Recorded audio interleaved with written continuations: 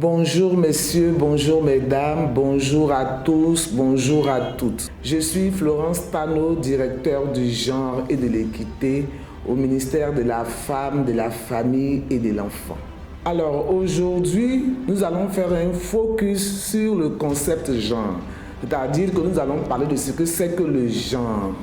Parce que la période est favorable, nous traversons une période où nous allons vers les élections de 2023 en septembre. Il est important que les Ivoiriens et les Ivoiriennes connaissent l'importance du genre en allant voter. Donc on va parler du genre. Qu'est-ce que c'est que le genre? C'est déclinaison. Quand on parle de genre, il s'agit de quoi? C'est de cela que nous allons parler.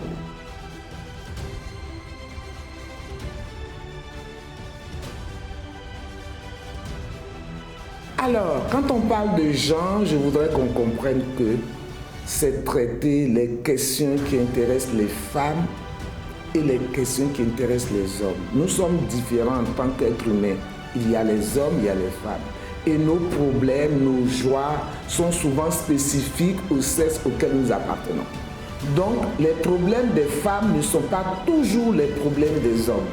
Souvent aussi, nos problèmes se rejoignent.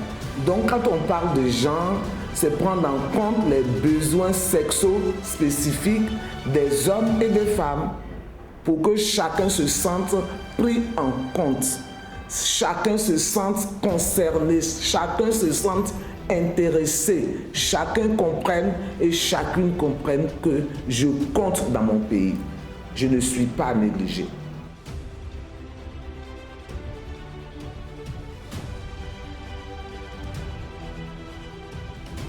Quand on parle d'équité, il s'agit de voir ce qui me convient spécifiquement selon mon handicap, selon un problème spécifique que j'ai. Exemple, si je suis une personne porteuse de handicap, on devra faire des écoles qui me permettent, porteuses d'handicap physique, peut-être que je n'ai pas de pied, pas me mettre une rampe. C'est ça la question du genre. Les autres vont prendre les escaliers, mais moi, on me créera un passage spécifique. C'est ça l'équité. Ça veut dire que les fonds de l'État servent aussi aux personnes porteuses de handicap et on crée une situation pour satisfaire leurs besoins. Comme les personnes qui ne portent pas de handicap aussi ont leur satisfaction. C'est ça l'équité. Respecter chacun selon son genre, selon ses soucis.